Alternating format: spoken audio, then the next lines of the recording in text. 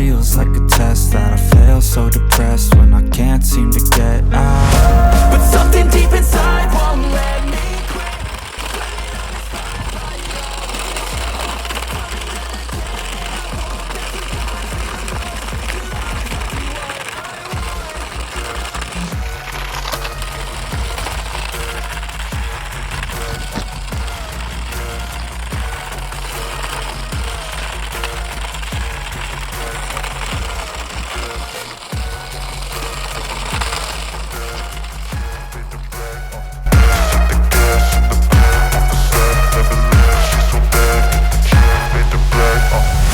I'm inspired by thirst, I'm inspired by work. The second, third verse, about the lies you go disperse. You never do shit, I know it hurts.